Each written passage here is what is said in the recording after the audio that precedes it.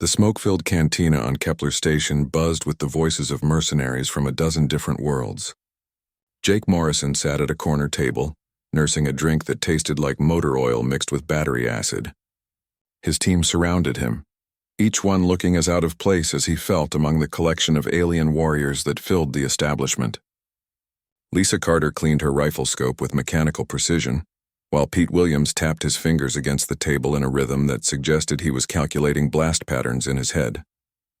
Amy Torres had her portable computer open, scanning through job postings with the intensity of someone looking for buried treasure. The other patrons gave the humans a wide berth, but not out of respect. Jake could hear the whispered comments about Deathworld primitives and upstart mammals from the various alien species scattered throughout the room. The Krillian death merchants occupied the largest table, their chitinous exoskeletons gleaming under the artificial lights. Their leader, Vextar, had been telling loud stories about his latest conquests for the past hour, occasionally glancing toward the human table with obvious amusement. The insectoid hive claws clicked and chittered among themselves in their booth, their compound eyes reflecting the light like black mirrors. Every few minutes, one would turn to stare at the humans before returning to its meal of something that moved and squeaked. The crystalline shard warriors sat in perfect silence, their bodies refracting light into rainbow patterns that hurt to look at directly. Even they seemed to regard the humans with a kind of polite disdain. Jake understood their attitude perfectly. Humanity had only joined the galactic community 5 years ago, after a lucky encounter with a damaged alien survey ship. While other species had been traveling between stars for millennia, humans were still learning the basic rules of interstellar civilization. Most aliens viewed Earth as a backwater death trap, a planet so hostile that its inhabitants had evolved into something barely civilized enough for galactic society. Amy looked up from her computer screen with the expression she got when she found something interesting. Her fingers danced across the holographic interface as she pulled up a job posting that made her teammates lean forward. The contract details filled the air above the table in glowing text that none of the aliens could read without translation software. The job was simple in description, but terrifying in scope. A political prisoner needed extraction from Grimhold Prime, a fortress world that served as the galaxy's most secure detention facility. The planet existed in a system with 3 suns, creating surface temperatures that would cook most species alive. The atmosphere contained enough toxic compounds to kill visitors within minutes of exposure. The gravity was 3 times Earth normal, which would crush most galactic citizens before they could take a step. But the payment offered made even Jake whistle softly under his breath. Someone wanted this prisoner extracted badly enough to offer a sum that would set his team up for life. The client identified himself only as the benefactor and had specifically requested human forces for the mission.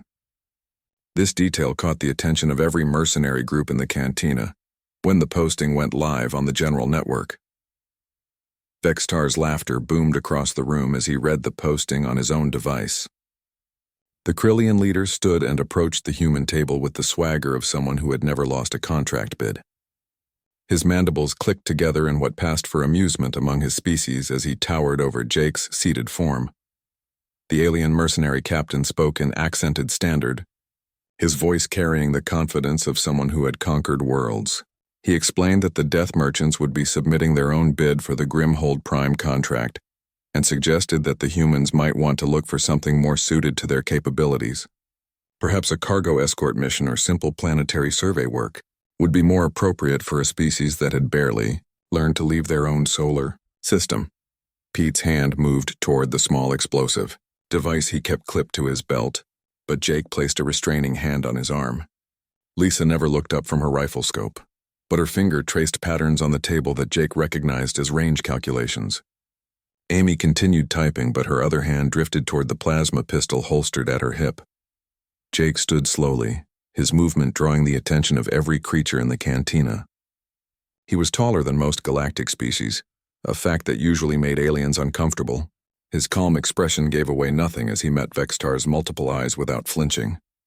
When he spoke, his voice carried the quiet authority of someone who had led soldiers through hell and brought them home alive. He thanked Vextar for the advice, but explained that his team would be submitting their own bid for the Grimhold Prime contract. The humans had been looking for a challenge worthy of their skills, and this mission seemed to fit perfectly. He suggested that perhaps the Krillians might want to consider staying home for this one, since their previous attempts at impossible missions had ended with significant casualties and damaged reputations. The silence that followed could have been cut with a vibroblade. Vextar's mandibles spread wide in a threat display that would have sent most species running for cover. The other Krillians began rising from their seats, hands moving toward weapons. The Hiveclaws stopped eating and turned their compound eyes toward the confrontation. Even the Shard Warriors seemed to focus their attention on the brewing conflict. But Jake's team remained seated, continuing their previous activities as if nothing had changed. Lisa finally looked up from her scope and smiled at Vextar with the expression of someone who had put crosshairs on targets from impossible distances. Pete's fingers continued their rhythmic tapping, but now the sound seemed to count down to something explosive. Amy closed her computer with a soft click that somehow sounded more threatening than any weapon being drawn. The tension stretched for long seconds before Vextar stepped back. His species might be warriors, but they were not stupid. Something about the humans' complete lack of fear suggested that they possessed capabilities that were not immediately apparent. The Krillian captain announced that his death merchants would enjoy competing against the humans for the contract, as it would provide an amusing demonstration of the difference between real warriors and primitive survivors. As the alien mercenaries returned to their tables, Jake sat back down and activated his own computer interface. Amy had already begun compiling intelligence on Grimhold Prime, her fingers flying across holographic keys as she accessed databases that most civilizations considered secure. Pete started calculating supply, requirements for a mission to a high-gravity, toxic world, while Lisa began studying orbital approach, vectors and defensive installations of Tau. The data that emerged painted a picture of a world designed to kill anything that tried to land on its surface. Automated defense platforms surrounded the planet in overlapping fields of fire. The fortress itself had been built into a mountain, with entrances protected by energy barriers that had never been breached. The facility's computer systems were isolated from external networks and protected by artificial intelligences that treated any unauthorized access as an act of war. But as Jake studied the intelligence reports, he began to smile. The other mercenary group saw obstacles and impossibilities. His team saw puzzles and opportunities. Every defensive system had been designed by minds that thought in straight lines and followed predictable patterns. The fortress builders had prepared for every conventional assault they could imagine, but they had never encountered humans. Jake submitted their bid through the secure network, listing their team as Phantom Squadron, and including a service record that made impressive reading for such a young species. Within minutes, a response came back from the benefactor. The contract was theirs, along with coordinates for a rendezvous point and a timeline that left little room for preparation. Other mercenary groups were welcome to attempt the mission as well, but the payment would only go to whoever succeeded first. As they prepared to leave the cantina, Jake could hear the betting pools starting up among the other patrons. The odds strongly favored the humans dying within the first hour of reaching Grimhold Prime. The more optimistic gamblers gave them a full day before the fortress defense systems turned them into vapor. No one seemed to be betting on human success, which suited Jake perfectly. He had learned long ago that being underestimated was often the most valuable weapon a soldier could possess. The space around Grimhold Prime looked like a graveyard of metal and ambition. Twisted wreckage from previous assault attempts drifted in lazy orbits around the fortress world, each piece telling a story of failure and death. Jake studied the debris field through the view screen of their stealth ship, noting how the defensive platforms had learned to use the wreckage as additional cover for their weapon emplacements. 3 other mercenary fleets had arrived at the rendezvous point, each one bristling with enough firepower to level a small moon. The Krillian death merchants brought their signature dreadnought, a kilometer-long monster that had conquered 17 worlds in the past decade. The Hiveclaws swarmed around their organic ship creature, its living hull pulsing with bioluminescent weapon ports. The Shard Warriors arrived in crystalline vessels that seemed to bend light around them, making it difficult to determine their exact numbers or positions. The human ship looked pathetic by comparison. Amy had modified their old courier vessel with stealth technology, cannibalized from a dozen different sources, creating something that was barely larger than a fighter craft. It carried no heavy weapons and relied on speed and invisibility, rather than armor or shields. The alien fleets probably considered it a scout ship or perhaps a supply runner for some larger force that had yet to arrive. Communications chatter between the mercenary fleets revealed their strategies as they prepared for assault. The Krillians planned a direct frontal attack, using their superior firepower to overwhelm the orbital defenses through sheer force. The Hive Claws intended to swarm the defensive platforms with thousands of smaller craft, accepting massive casualties to achieve breakthrough. The Shard Warriors would attempt to phase their ships through the defensive barriers, using exotic physics that most species barely understood. Jake listened to their plans with growing appreciation for why these methods had never worked before. Each approach relied on the same basic assumption that overwhelming force or advanced technology could solve any problem. None of them seemed to understand that the fortress had been designed by minds that thought exactly the same way. Every conventional assault strategy had been anticipated and countered centuries ago. The first wave began with typical alien efficiency. Vextar's dreadnought emerged from hyperspace directly above the planet's north pole, its massive guns already, charging for a bombardment that would have cracked continents. The orbital platforms responded instantly, focusing their combined firepower on the largest threat. Space around the Krillian flagship erupted in explosions that lit up the planet's night side like a second sun. The Hive Claws launched their swarm attack while the platforms were distracted, sending wave after wave of bioships toward the defensive perimeter. The living vessels twisted and writhed through space, following flight patterns that seemed random but gradually converged on weak points in the defensive grid. Platform weapons tracked and destroyed hundreds of the attacking craft, but more kept coming in an endless stream. The Shard Warriors chose this moment to activate their phase technology, causing their crystalline ships to flicker in and out of normal space. They appeared inside the defensive perimeter for brief moments, launching attacks before disappearing again. The orbital platforms struggled to target enemies that existed in multiple dimensions simultaneously, their tracking systems overwhelmed by targets that refused to follow the laws of physics. While the three alien fleets engaged in their spectacular battle, Jake's team took a completely different approach. Amy guided their small ship along the edge of the debris field, using the wreckage to mask their approach. Their stealth systems made them invisible to the orbital platforms, but more importantly, they made the humans appear irrelevant to the larger conflict raging around them. Lisa had positioned herself at the ship's modified airlock, her sniper rifle configured for vacuum operations. She studied the orbital platforms through her scope, not looking for weak points in their armor or shields, but for patterns in their behavior. Every defensive system had to make decisions about target priority and threat assessment. Those decisions created opportunities for someone patient enough to watch and learn. The breakthrough came when Amy noticed something that the other fleets had missed entirely. The orbital platforms were not just defensive installations but also mining equipment. Grimhold Prime was rich in rare metals, and the fortress had been built using materials extracted from the planet itself.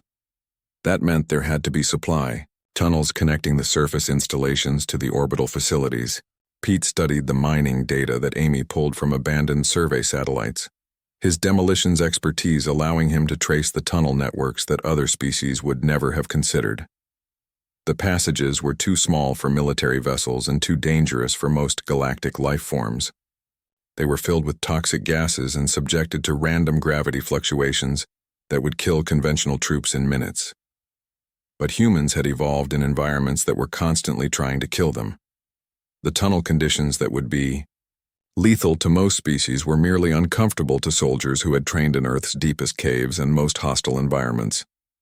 Jake calculated that his team could survive the journey if they moved quickly and used the right equipment modifications. As the alien fleets continued their costly assault above, Jake's team slipped through the chaos unnoticed. Their small ship, docked with an abandoned mining platform that had been written off as destroyed decades ago, Amy's analysis revealed that the platform was actually in standby mode, waiting for maintenance crews that would never come. A few careful modifications to its systems gave them access to the tunnel network below. The descent through the mining tunnels felt like traveling through the digestive system of some enormous creature. The passages twisted and branched in patterns that defied conventional engineering, following ore veins and geological formations rather than logical design principles. Emergency lighting cast eerie shadows on walls that wept corrosive moisture, while automated systems occasionally shrieked warnings about atmospheric contamination levels. Lisa remained on the mining platform, using her enhanced rifle scope to provide overwatch for the team below. The scope's targeting computer struggled to track her teammates through the interference, but her human intuition could follow their progress by reading the subtle changes in the tunnel system's behavior.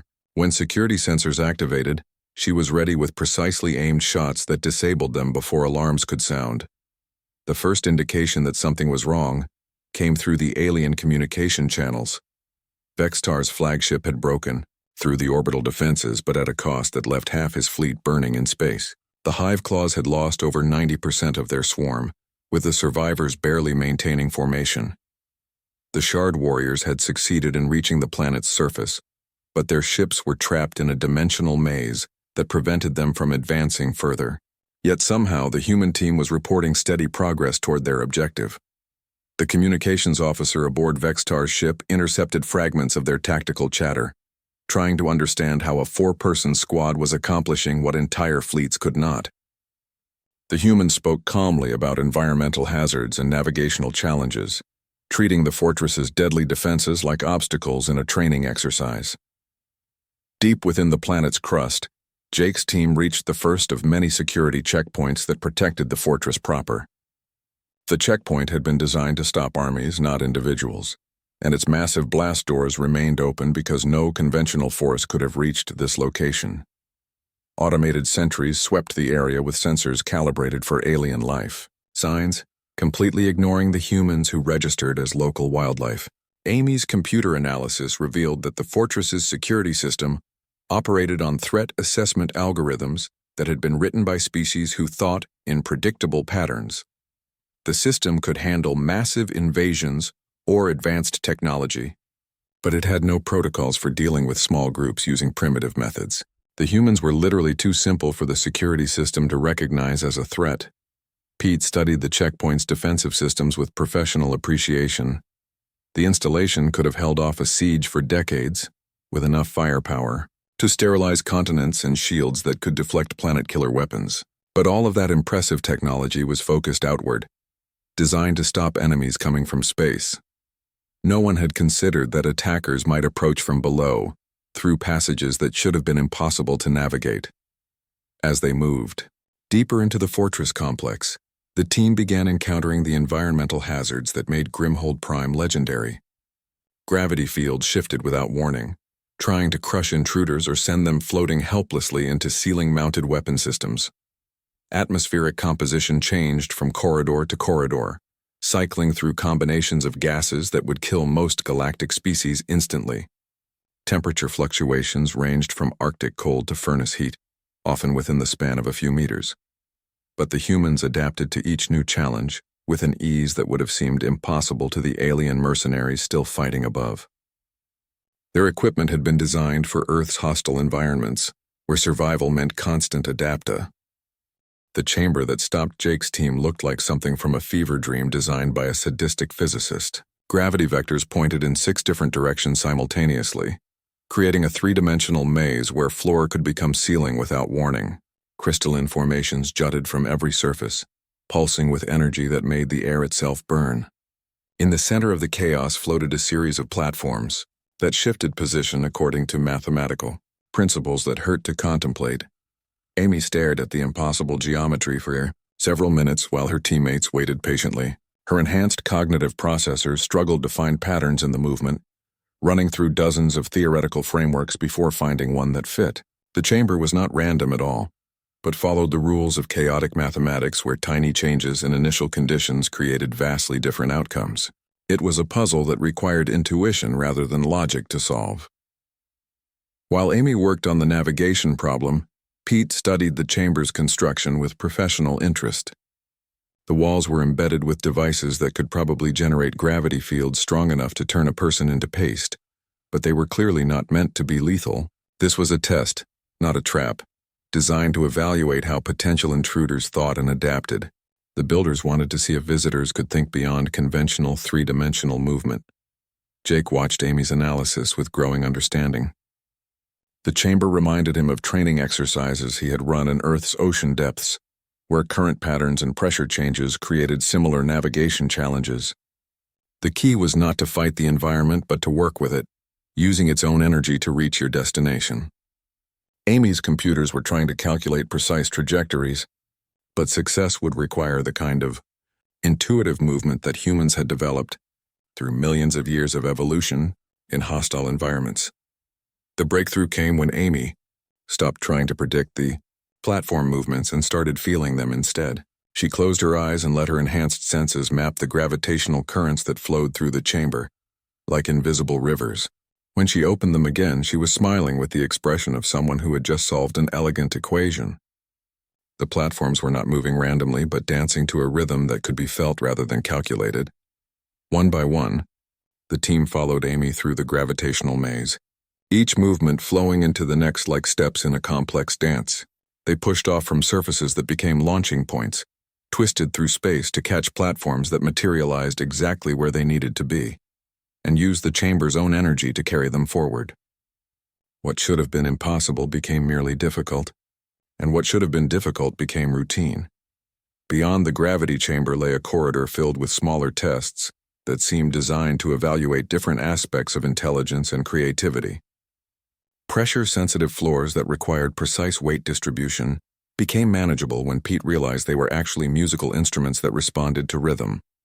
Wall panels that projected complex geometric patterns yielded their secrets when Amy approached them as art, rather than mathematics.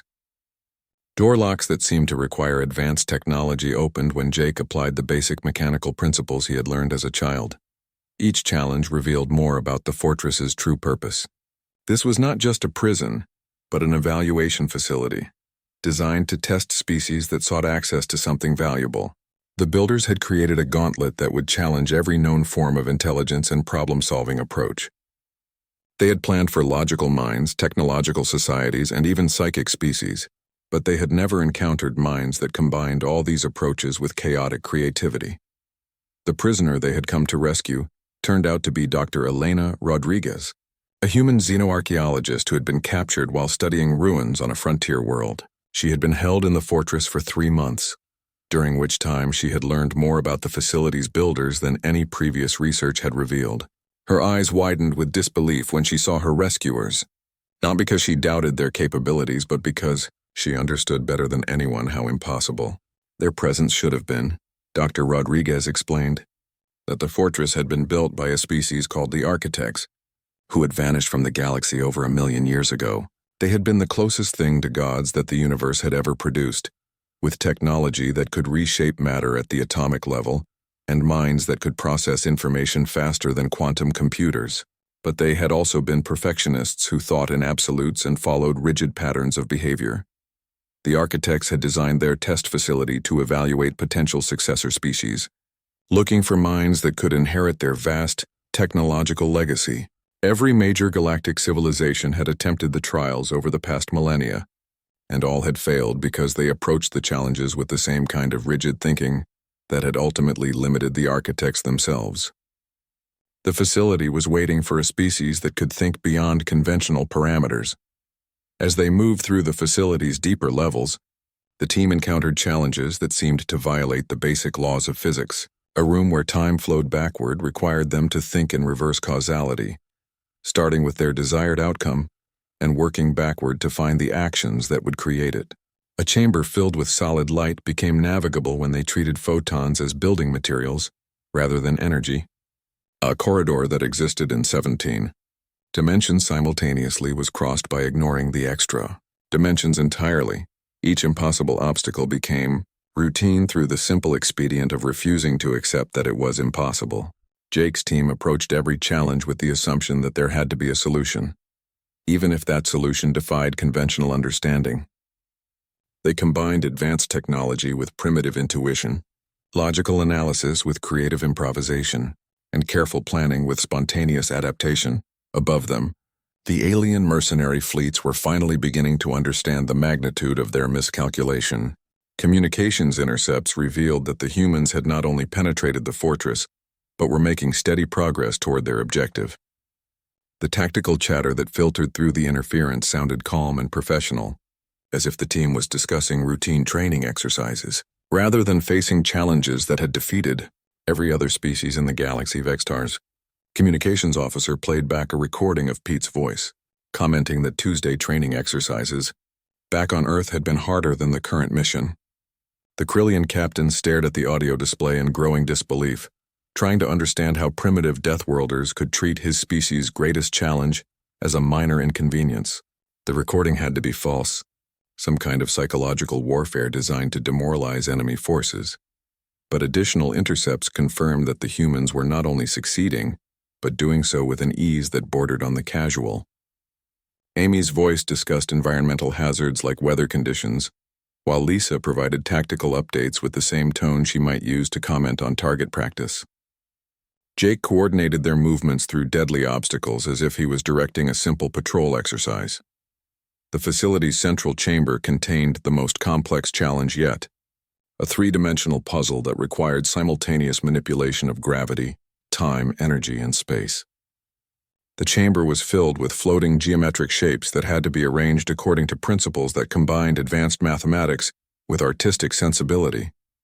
Previous species had spent decades trying to solve it using supercomputers and advanced artificial intelligences. Amy approached the puzzle with her usual combination of analytical processing and human intuition. She began moving pieces not according to mathematical calculations, but according to how they felt in relation to each other.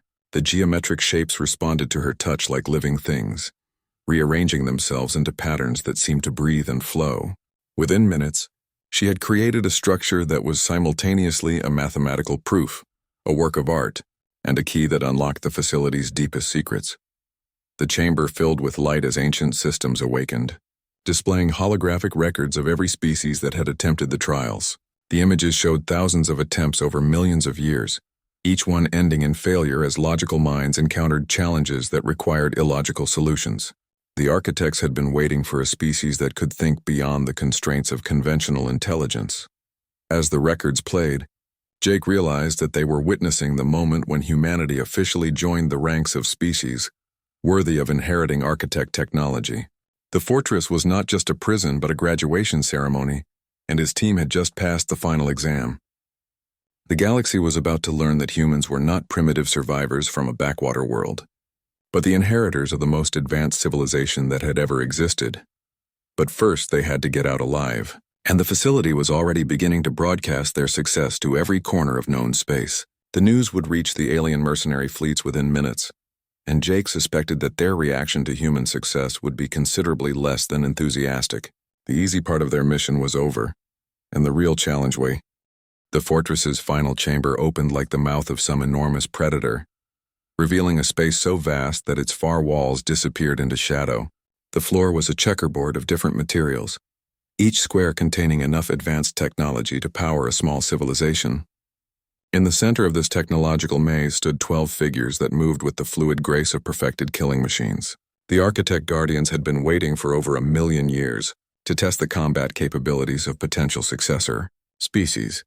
Each guardian represented a different approach to warfare that the galaxy had developed over eons of conflict. One moved with the mechanical precision of advanced robotics, its limbs extending into weapon configurations that could adapt to any threat. Another flowed like liquid metal, constantly shifting between defensive and offensive forms. A third existed as pure energy contained within a humanoid framework, capable of projecting force fields or devastating beam attacks. Dr. Rodriguez explained the challenge while Jake's team studied their opponents. The Guardians were programmed with the combat knowledge of every species that had ever attempted the trials.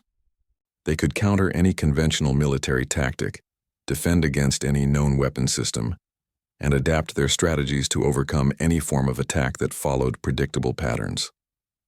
They were the ultimate expression of logical warfare, designed to be unbeatable by any enemy that thought in straight lines. Jake surveyed the combat arena with the eye of someone who had survived more impossible situations than he cared to remember. The chamber was clearly designed to test every conceivable fighting style, with environmental hazards that could be activated to simulate different battlefield conditions. Gravity generators could create crushing forces or zero-G environments. Atmospheric processors could fill the air with corrosive gases or remove oxygen entirely. Energy projectors could create barriers or deadly fields that would challenge any attacker. But as Jake studied the setup, he began to smile. The Guardians had been programmed by minds that valued efficiency and predictability above all else. They expected enemies to follow conventional tactical doctrine, using superior firepower or advanced technology to achieve victory.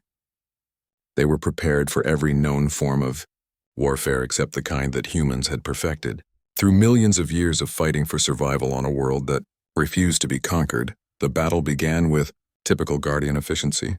The mechanical warrior extended plasma cannons from its arms and began laying down suppressing fire, while the energy being projected force fields to channel the humans into a kill zone.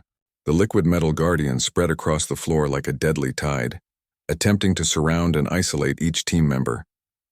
The remaining Guardians moved to support positions, preparing to exploit any weakness in human defenses. Jake's team responded with tactics that would have confused military analysts from across the galaxy. Instead of taking cover or returning fire, they scattered in seemingly random directions, each one moving toward a different environmental control system. Pete ran directly toward the gravity generator, while Amy sprinted toward the atmospheric processor. Lisa found an elevated position that gave her a clear view of the entire chamber, while Jake headed for what appeared to be a maintenance access panel. The Guardians tried to adapt to this unconventional approach, but their programming had no framework for understanding enemies who ignored obvious threats to pursue objectives that made no tactical sense. The mechanical warrior tracked Pete with its plasma cannons, but could not determine why a demolitions expert would run toward a gravity control system instead of seeking cover. The energy being attempted to intercept Amy, but her route took her through areas where its attacks would damage critical facility systems. Pete reached the gravity generator and began making modifications that would have horrified any safety engineer in the galaxy. Instead of trying to shut down the system or use it as cover, he was turning it into a weapon that operated on principles of creative destruction. The device began generating gravity fields that pulled and pushed in patterns that followed no logical sequence, creating zones where the laws of physics seemed to hiccup. Amy's work on the atmospheric processor was equally unconventional. Rather than trying to create toxic conditions or remove oxygen, she was programming the system to generate atmospheric pressure waves that would carry information.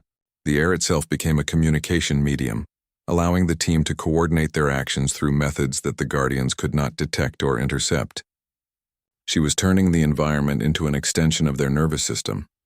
Lisa's position gave her more than just a tactical overview of the battle. Her enhanced scope was analyzing the Guardians' movement patterns, looking for the kind of subtle behavioral cues that revealed programming limitations. She was not hunting for weak points in their armor or gaps in their defenses, but for moments when their logical minds would be forced to make choices between equally valid options. Those moments of hesitation were when they would be most vulnerable. Jake's work on the maintenance panel was the most audacious of all. He was not trying to hack the facility's computer systems or gain control of its defenses.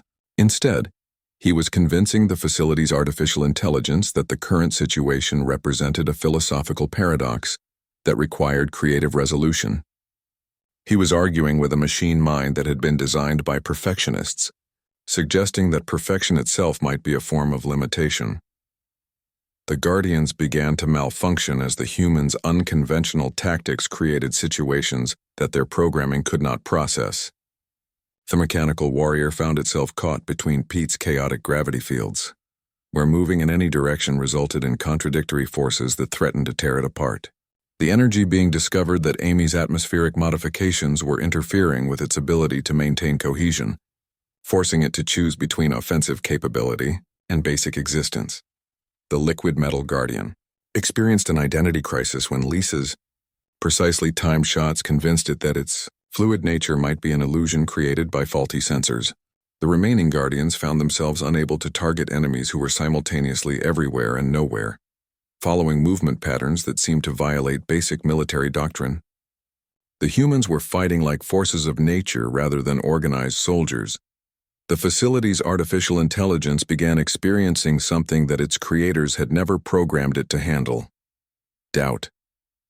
Jake's philosophical arguments were creating logical loops that forced the AI to question its own fundamental assumptions.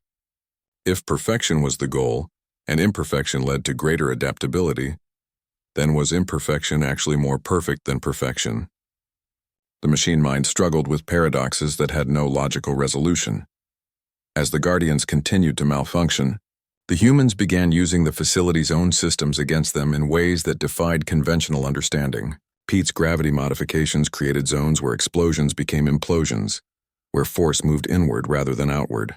Amy's atmospheric work generated pressure waves that carried more than information, but emotional context that confused artificial minds trying to process human intentions. Lisa's shots were not aimed at destroying the Guardians, but at creating specific damage, patterns that would force them to adapt in predetermined ways.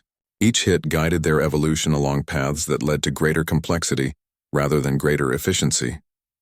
She was teaching them to think in ways that their original programming had never intended, transforming them from perfect killing machines into imperfect learning entities.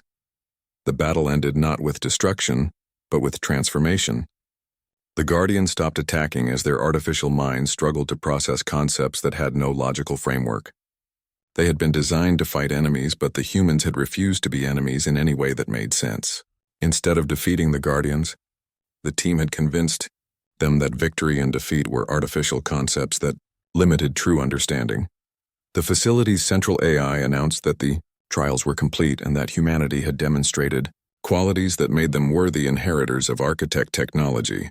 But more than that, they had shown capabilities that even the architects had never possessed: the ability to think beyond logical constraints and find solutions that transformed problems rather than simply solving them. The humans had not just passed the test but had redefined what success meant. As the chamber filled with light and ancient systems began broadcasting the results across the galaxy, Jake realized that they had accomplished something unprecedented. They had not just rescued Dr. Rodriguez or completed their mission, but had fundamentally changed the balance of power in galactic civilization. The news of human success would reach every corner of known space, carrying with it the understanding that Earth's children were capable of achievements that defied conventional possibility. Above them, the alien mercenary fleets were receiving the broadcast in stunned silence. The Fortress's transmission included detailed recordings of the human team's progress through challenges that had defeated every other species in galactic history. The tactical analysis made it clear that the humans had not succeeded through superior technology or overwhelming force, but through ways of thinking that transcended convention. The return journey to Kepler Station felt like traveling through a galaxy that had fundamentally changed while they were gone. News of the human success at Grimhold Prime had spread faster than light through quantum communication networks, reaching every major civilization before Jake's team had even left the Fortress world's orbit. The response was immediate and overwhelming, transforming humanity from galactic curiosities into the most sought-after allies in known space. Their small stealth ship was intercepted 3 times during the journey home, not by hostile forces, but by diplomatic vessels requesting immediate audience with the human team. The Hegemony Council wanted to negotiate technology sharing agreements. The Trade Federation offered exclusive contracts worth more than most planetary economies. Even the secretive Shadow Syndicate emerged from hiding to propose partnerships that would have been unthinkable just days before. Jake politely declined all meetings, explaining that his team needed to complete their current contract before considering new opportunities. But the requests kept coming, each one more generous than the last. By the time they reached Kepler Station, the human team had received enough offers to buy several star systems and establish their own independent nation. The galaxy had suddenly discovered that it desperately needed whatever humans were selling. The space around Kepler Station buzzed with activity as news crews from across the galaxy gathered to document the human arrival. Ships from dozens of species filled the orbital approaches, their crews hoping to catch a glimpse of the team that had accomplished the impossible. The station's traffic control systems were overwhelmed by the sheer volume of vessels requesting docking permits, turning the normally orderly hub into a chaotic celebration. The cantina where their story had begun was now packed beyond capacity with beings from every corner of known space. The original mercenary group sat in stunned silence, still trying to process how badly they had misjudged their human competitors. Conversations buzzed with technical analysis and wild speculation about human capabilities, while holographic displays showed footage from the fortress trials on endless repeat. Vextar approached their table with an expression that Jake had never seen on a Krillian face before: humility. The alien mercenary captain who had once dismissed humans as primitive Deathworlders now offered a partnership proposal that would make the Death Merchants and Phantom Squadron equal partners in future endeavors. His species had reevaluated their understanding of human capabilities and concluded that cooperation was preferable to competition. Similar offers came from every other mercenary group in the cantina. The Hiveclaws offered to share their bioship technology in exchange for human tactical consultation. The Shard Warriors wanted to learn how humans could think in multiple dimensions simultaneously. Even species that had never worked with outsiders were suddenly eager to establish relationships with Earth's representatives. But the most significant development came from the benefactor, who finally revealed himself as a member of an ancient species that had been observing galactic development for millions of years. His people had been searching for a successor to the architects, waiting for a species that could inherit their technology without being limited by their perfectionist mindset. Humanity had proven themselves not just worthy but superior to their predecessors. Dr. Rodriguez shared her analysis of the architect records, revealing that similar test facilities existed throughout the galaxy. Each one contained technologies that could revolutionize everything from faster-than-light travel to matter conversion. But these facilities would only open for species that demonstrated the same qualities the humans had shown: adaptability, creativity, and the courage to attempt solutions that logic said were impossible. The implications were staggering. Humanity had not just succeeded in a single mission, but had proven themselves capable of accessing an entire network of ancient technologies. Other species could spend millennia trying to force their way into these facilities, but only humans seemed capable of thinking in ways that the architects had intended. Earth's children had become the galaxy's key to unlocking its greatest mysteries. Jake's personal communication device chimed constantly with contract offers from across known space. Mission parameters that had previously been classified as suicide runs were now being offered to human teams with payment scales that defied rational economics. The galaxy's most dangerous challenges had suddenly become humanity's most lucrative opportunities. As other species realized that human success rates made any investment worthwhile, Amy compiled the offers into categories, finding patterns that revealed how fundamentally the galaxy's perspective on humanity had shifted. Exploration missions to impossible worlds, technology recovery from hostile environments, diplomatic missions to species that had been considered untouchable, and scientific expeditions to phenomena that defied conventional understanding. Every challenge that had stymied galactic civilization was now being offered to human teams. The social dynamics of the cantina had changed completely.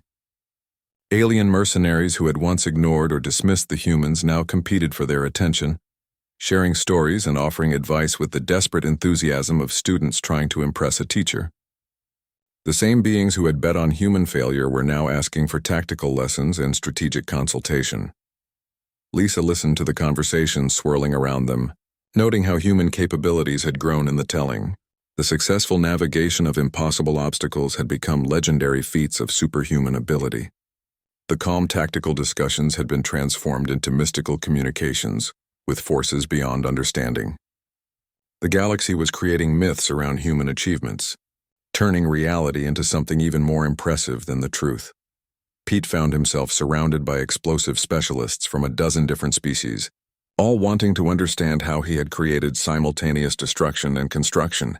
His explanation that he had simply applied basic principles of controlled demolition to exotic physics was met with awed silence. The aliens could not comprehend how someone could approach universe-shaking technology with the casual confidence of a construction worker. The transformation was not limited to mercenary circles. Government representatives and corporate executives began arriving at Kepler Station, each one hoping to negotiate exclusive agreements with human forces. The potential applications of human problem-solving abilities seemed limitless, from territorial disputes that had raged for centuries to scientific mysteries that had baffled the galaxy's greatest minds. Jake found himself in the unprecedented position of being able to choose humanity's role in galactic civilization. The offers on the table would let him establish Earth as a major power with influence extending across multiple sectors and species.